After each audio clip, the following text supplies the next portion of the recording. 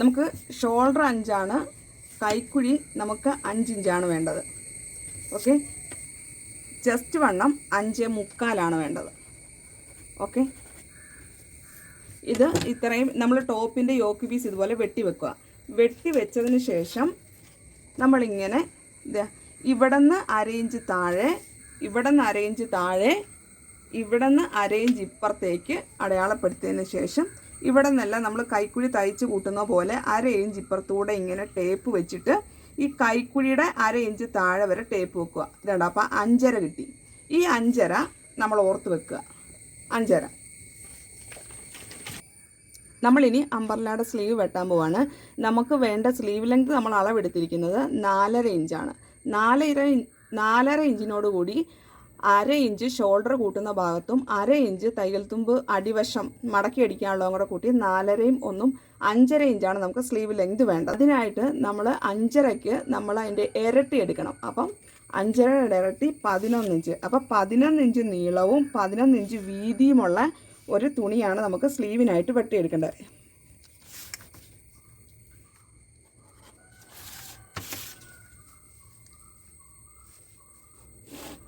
അത് നമ്മൾ തുണിയിൽ ഇങ്ങനെ വരച്ച് വെട്ടിയെടുക്കണം.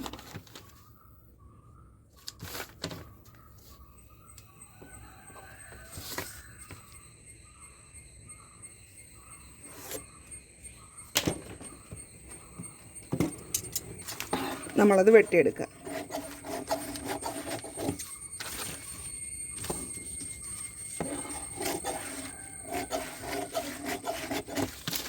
ഇതിനെ നമ്മൾ 4 മടക്കിയിടുക.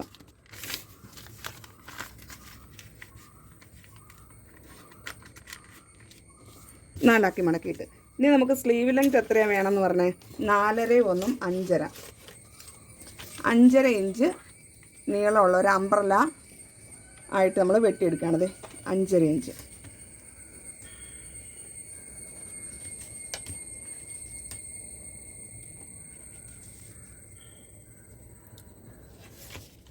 ഇങ്ങനെ റൗണ്ടായിട്ട് വെട്ടിയെടുക്കുക.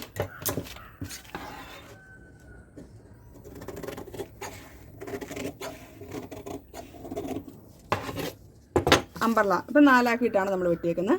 ഇതിനെ നേരെ ഇങ്ങനെ നിവർത്തണം. അപ്പം ഇത് ഇപ്പം 2 ആയിട്ടാണ് മടക്കിയിട്ടിരിക്കുന്നത്. നമ്മളിങ്ങനെ 4 ആക്കി മടക്കിയിട്ടതിൻ്റെ നടുക്ക് ഇവിടെയാണ്.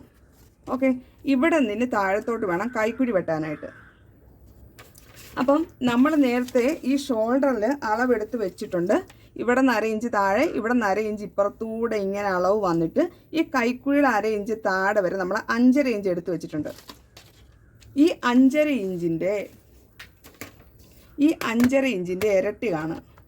5.5 ഇഞ്ചിൻ്റെ ഇരട്ടി വരുമ്പം 11 ഇഞ്ച്. ഈ 11നെ 3 ഡിവൈഡ് ചെയ്യുമ്പം 3.6 കിട്ടും. ഓക്കെ, 3.6. ഇതാണ് ഇവിടെ നിന്ന് ഇങ്ങോട്ട് 3.6 വേണം നമ്മൾ അടയാളപ്പെടുത്താൻ. 3.3, 3.6. ഇനി ഈ 3.6ൻ്റെ പകുതി കാണണം. ഇവിടെ നിന്ന് ഈ പകുതി തന്നെ ഇങ്ങോട്ടും. ഓക്കെ, വേണ്ട ഇങ്ങോട്ട്. ഇനി ഇത് റൗണ്ടായിട്ട് അംബർല പോലെ വീണ്ടും കട്ട് ചെയ്യണം.